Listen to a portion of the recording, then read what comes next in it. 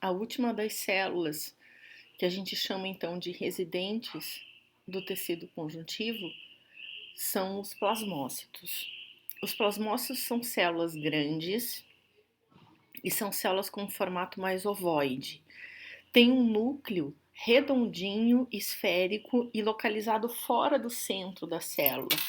Ele vai ter um núcleo, portanto, que é chamado de núcleo excêntrico. Com a sua cromatina, ela é alternada, hétero com eucromatina, hétero com eucromatina, hétero com eucromatina, em grumos que são chamados de grumos alternados.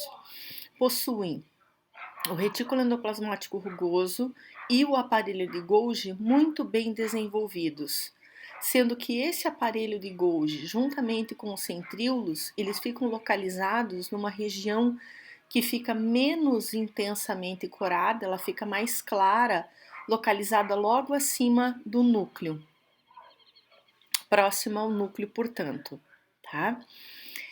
Em um conjuntivo normal, eles são pouco numerosos. Ela é uma célula que vai estar presente em grande quantidade em inflamações que são chamadas de inflamações crônicas.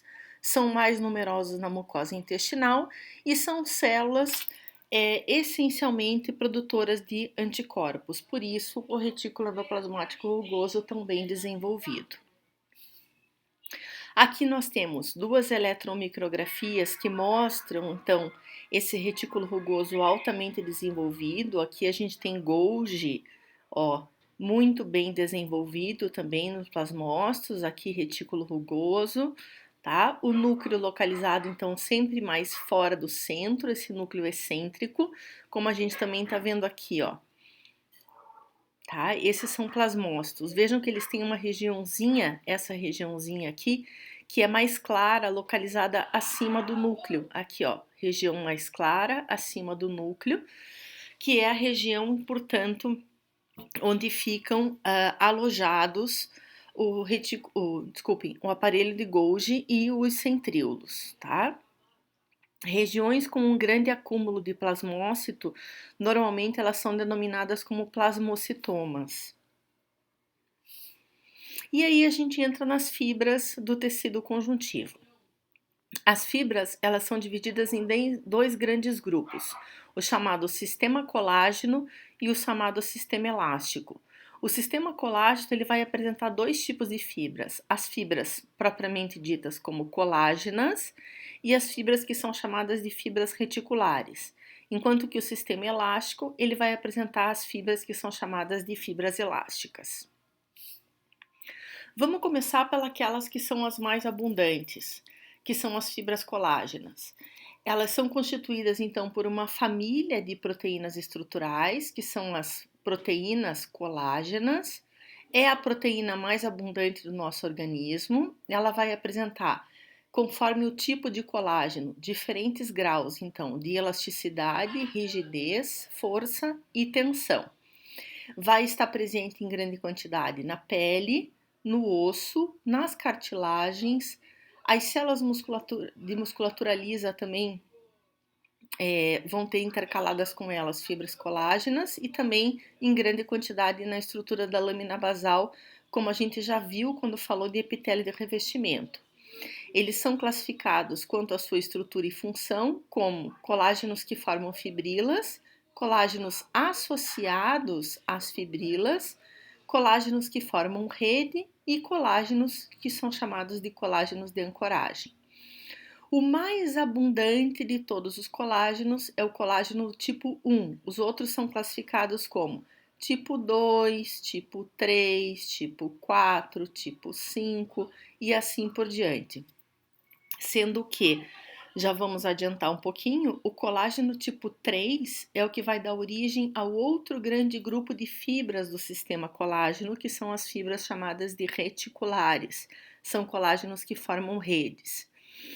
São produzidos por diferentes tipos celulares, porém, no tecido conjuntivo, quem produz os colágenos são os fibroblastos, que são as células mais abundantes do tecido conjuntivo.